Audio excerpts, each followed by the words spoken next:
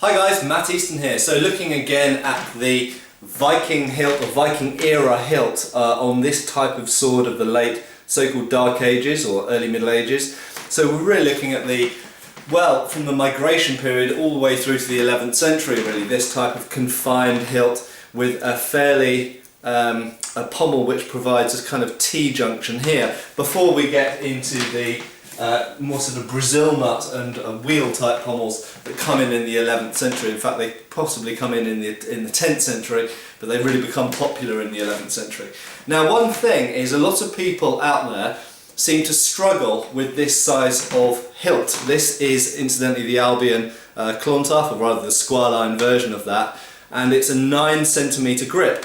In actual fact, 9 centimeters is completely within the historical parameters.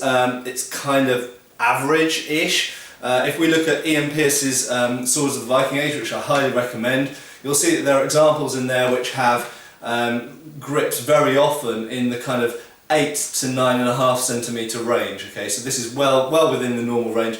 There are examples which are smaller, there are examples which are larger, but the average range seems to be about 8.5 to 9 centimeters, so pretty much equal to this. And a lot of people struggle with a grip size that small. In actual fact, I think that it's very important, if you get a replica of a certain type of sword, to stick to the vital statistics of that type of sword if you want to stand any chance of understanding it. A lot of reenactors get Viking type swords, but then they have 11 centimeter grips or 12 centimeter grips put on them. And this is not, this is completely atypical for Viking age swords. And it also incidentally looks weird as well. If you look at, for example, Armour Class, which is a company that I'm not really a big fan of for various reasons, but if you look at Armour Class Viking period swords, their grips are just way too long and they look weird. They've got, sort of a Viking-ish pommel and a Viking-ish crossguard, but the grips are too long, so they just look really, really weird. It's like, imagine if you get an Indian tulwar and stretch the grip out long. It would be really, really weird. And also, of course, if you have a disc pommel or essentially a T-junction pommel like that, it's there for a reason. If you remove that reason by making the grip really long and take it away from the hand, then what are you simulating? It's not really representing a sword of the type and the period that you're hoping to investigate. Anyway, what I really want to say in this video is that people seem to struggle with this length of grip. However, I'm 6'1", I'm not particularly small, I haven't got small hands, I've got relatively large hands, and I don't struggle with this size of grip at all. In actual fact, in the way that I'm now holding it, having been practicing with this for a while, I could have an even shorter grip. I could quite happily use possibly an 8 centimeter grip, but certainly an 8.5 centimeter grip. You'll notice as I'm gripping it here, as I would now grip it, I have quite a gap. I can fit a finger in there between my hand, between my index finger and the guard. And what I'm doing, and this is I suppose a piece of advice for those of you who are trying to use this type of hilt, again, I'm not an expert on this period, and I'm not an expert on the weapon sets of this period, but I'm trying to learn more about them by using these weapons based on the knowledge I've got from other periods and other types of swordsmanship over the course of many years, including use of tulwars and other types of diverse sword that restrict your grip in various ways. And what I'm finding, and this is my advice, is most people tend to, when they grip a sword, they naturally orientate their grip towards the top of the grip here and think, I want my hand to be really close to that crossguard. So they jam the hand up at the top there.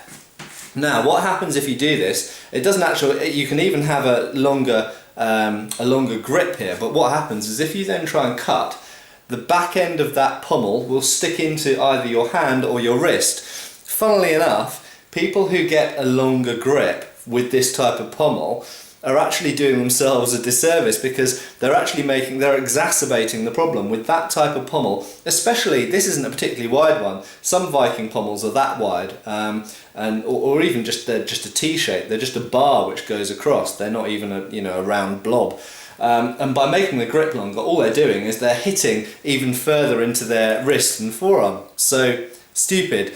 Don't make a longer grip. Use a length of grip that this type of sword is supposed to have. But because they put their hand up the top here, that's actually hitting them. don't stick your hand up the top. That's what I've learned.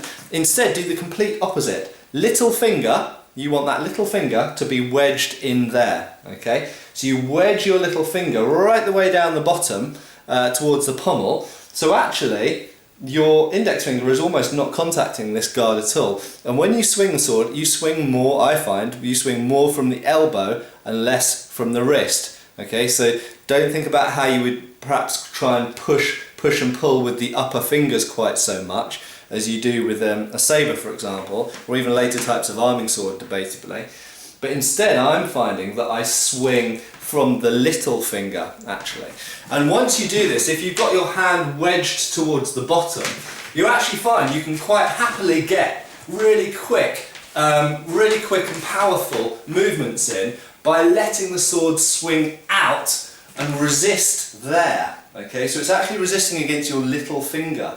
So it's like you're treating that pommel like a hook, yeah, like a kind of a junction at which all of the momentum and force is actually pulling against that. It's like it's hooked into that kind of crook there.